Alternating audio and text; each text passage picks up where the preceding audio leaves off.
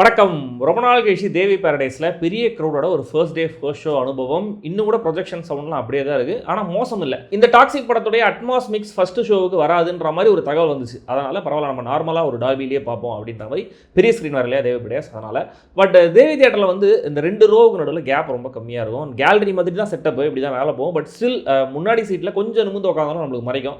எனக்கு முன்னாடி ஒருத்தர் வந்து மறைச்சிக்கிட்டே இருந்தார். அப்படி தான் நான் கூட 2 முன்னாடி சொன்னேன், ப்ரோ கொஞ்சம் கீழே உட்காருங்க அப்படின்ட்டு. அவரும் சரின்னு சொல்லிட்டு இறங்கினாரு.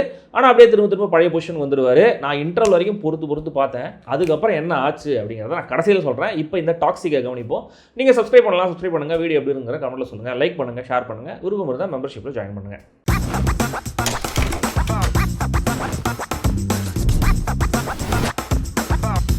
டாக்ஸிக் ட்ரெய்லரில் என்ன கதையாக இருக்கும்னு நீங்கள் நினச்சிங்களோ அல்லது நான் என்ன நினச்சனோ அதுதான் இந்த படத்துடைய கதை. ராயா கோவாவுடைய மிகப்பெரிய டான் கூட கூட்டு சேர்ந்து எல்லாரையும் கதிகளாக வைக்கிறாரு. அவர் பெரிய கேங்ஸ்டரு, கூடவே துணைக்கு அவருடைய அக்கா வேறு, அங்கே அவங்க பேர் கங்கா. ராயாவுக்கு எந்த ஒரு எத்திக்ஸும் கிடையாது, என் மொழியே வயலன்ஸ் தான் அப்படின்னு அவரே சொல்கிறாரு. சிகரெட்டு, குடி, பெண்கள் அப்படின்னு அவருடைய வாழ்க்கை போயிட்டுருக்கு. இந்த பெரிய டானுடைய பொண்ணு ரெபேக்கா ராயாவை லவ் பண்ணுறாங்க. அவருக்கு அப்படி ஒரு ஃபீலிங்ஸ் இல்லைனாலுமே கூட அக்கா சொன்னதுனால கல்யாணம் பண்ண ஒத்துக்கிறாரு. ஆனால் அதுக்கு முன்னாடி நாடியா அப்படிங்கிற ஒரு சர்க்கஸ் ஜிம்னாஸ்ட்டை அவர் பார்க்குறாரு. பார்த்த உடனே அவங்க மேலே அட்ராக்ட் ஆகிறாரு. இதுக்கப்புறம் என்ன ஆச்சு அப்படிங்கிறதுல பெரிய சஸ்பென்ஸ் இல்லைனாலுமே கூட அதைத்தான் 3.5 மணி நேரம் நம்மளுக்கு சொல்லியிருக்காங்க.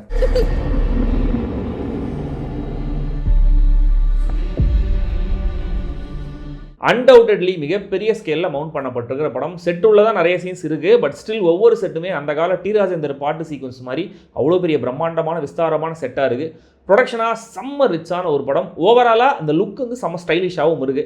பிரதான கேரக்டர்ஸ் மட்டும் இல்லை, ஜூனியர் ஆர்டிஸ்ட் கூட நல்ல மேக்கப், காஸ்டியூம்ஸ்லாம் செலவு பண்ணியிருக்காங்க. So cinematography, editing, production design, sound design, special எஃபெக்ட்ஸ்னு டெக்னிக்கல் ஃப்ரண்ட்டில் எந்த ஒரு குறையும் இல்லை. ஆக்ஷன் சீன்ஸை பொறுத்த வரைக்கும் ராயா கேரக்டருடைய இன்ட்ரோ, சர்க்கஸில் நடக்கிற ஒரு சீக்வன்ஸ், தென் கிளைமேக்ஸில் 2 கேரக்டர்ஸும் சண்டை போட்டுக்கிற விதம் இதெல்லாம் நல்லாவே எடுக்கப்பட்டிருந்தது. டபுள் ஆக்ஷனையும் சீம்லெஸ்ஸாக பெரிய ஸ்டன் சீக்வன்ஸில் பிசுறு இல்லாமல் காட்டியிருக்காங்க.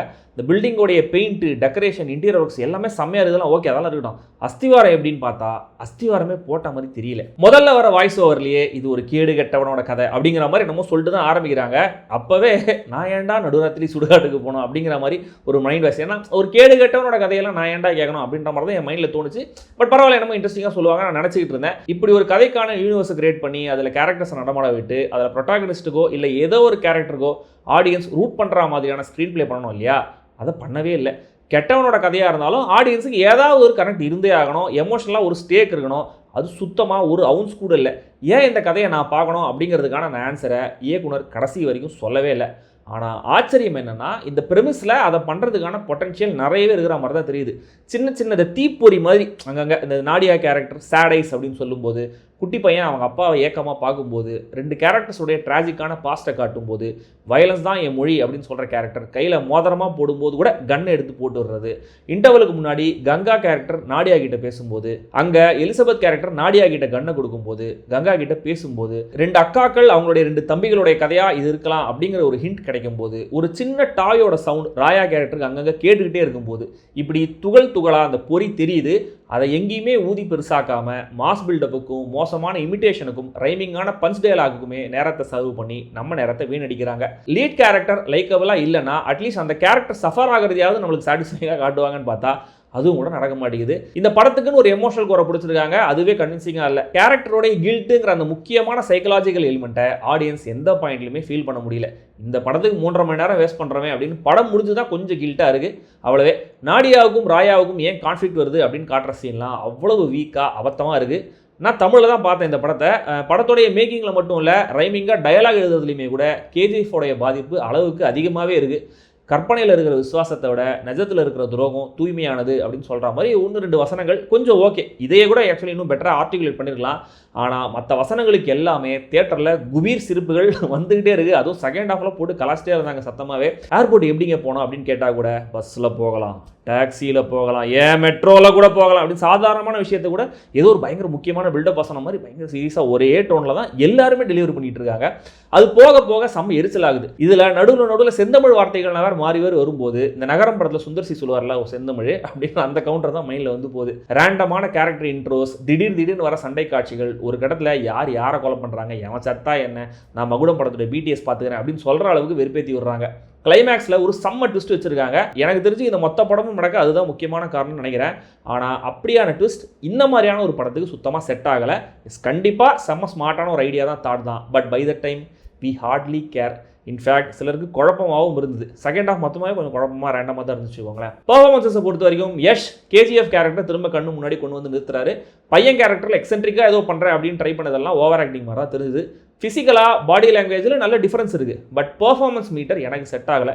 ஸ்டில் அந்த ராயா கேரக்டர் பையன்கிட்ட மோதும் போதெல்லாம் காட்டுற அந்த ரெஸ்ட்ரெயின்ட், கண்ணில் தெரிகிற கில்ட்டில் நடிகர் யஷ் கொஞ்சம் லைட்டாக நமக்கு தெரியாது. ஆனால் அமாங் த ஃபீமேல் ஆக்டர்ஸ் நயன்தாராவுக்கு தான் படத்தில் அதிகமான ஸ்கோப். அவங்க எப்பயும் போல ப்ரெசன்ஸில் ஸ்கோர் பண்ணுறாங்க. இந்த யூனிவர்ஸுக்குன்னு ஒரு டயலாக் டெலிவரி பர்ஃபார்மன்ஸ்லாம் இருக்குல்ல, அது ஒன்றும் அவ்வளோ சிறப்பாக இல்லை. கியரா வர 1-2 எமோஷனல் சீன்ஸில் கொஞ்சம் ஓவர் த டாப் தான். ரெபேக்கா கேரக்டரில் தாரா சுட்டரியா ஆக்சுவலி அவங்க கொஞ்சம் சுமாராக நல்லா நடிச்சிருக்காங்க. இன்ஃபேக்ட் இந்த படத்துலேயே இந்த கேரக்டர் தான் ரொம்ப காம்ப்ளெக்ஸான எமோஷன்ஸை ப்ராசஸ் பண்ண அதிகமான ஸ்கோப்பு வேலையெல்லாம் இருக்குது.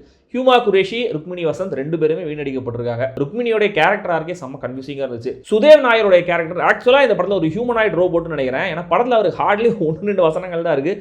ஒரு மிஷின் கன் மாதிரி தான் அவர் அட்டாக் பண்ணுறது மட்டும்தான் அவருடைய வேலை. கடைசி வரைக்கும் அதை மட்டும் தான் பண்ணுறாரு பாவம். ஃபாரின் ஆக்டர்ஸ் எல்லாருமே ரொம்ப சுமாரான பர்ஃபார்மன்சஸ். ரவி பஸ்ரூர் ஜெனரிக்கான மாஸ் ஹீரோ பிஜிஎம்ல நம்ம காது வழியாக உள்ள நுழைஞ்சு தலைக்குள்ள ட்ரம்ஸ் வாசிக்கிறாரு. ஸோ இந்த டாக்ஸிக்ல மிகப்பெரிய ஃபேரி டேல் உலகம் இருக்கு. ஆனால் அங்கே டேலும் இல்லை, ஃபேரியும் இல்லை. எக்கச்சக்க கேரக்டர்ஸ் இருக்காங்க. ஆனால் ஒருத்தருக்கும் பர்சனாலிட்டி இல்லை. பெரிய டைம் ஸ்பேன் இருக்குது, ஆனால் டைம் மொத்தமுமே வேஸ்ட் ஆன மாதிரி தான் இருக்குது. அற்புதமான விஷுவல்ஸ் இருக்குது, ஆனால் எதுக்குமே ஒழுங்கான கான்டெக்ட் இல்லை. ஆக மொத்தத்தில் பிளாஸ்டிக்கான உலகம், பிளாஸ்டிக்கான கேரக்டர்ஸ், பிளாஸ்டிக்கான கதை, திரைக்கதை. பிளாஸ்டிக்னாலே டாக்ஸிக் மெட்டீரியல் தான் இல்லையா? அதனால தான் இந்த படத்துக்கு டாக்ஸிக்னு பேர் வச்சிருக்கான்னு நினைக்கிறேன். அது கரெக்டு தான். நீங்கள் இந்த படத்தை பார்த்துருந்தீங்கன்னா எப்படி இருக்குது அப்படிங்கிறத கமெண்ட்டில் சொல்லுங்கள். அந்த சீட்டு மேட்ரு என்னாச்சு தெரியுமா? இன்டர்வல் வரைக்கும் பொறுத்து பார்த்தேன்ல, இன்டர்வலுக்கு மேலே பரவாயில்ல ப்ரோ, இன்னும் கூட கொஞ்சம் நல்லா மறைச்சிட்டு உட்காருங்க அப்படின்னு சொல்லிட்டேன்.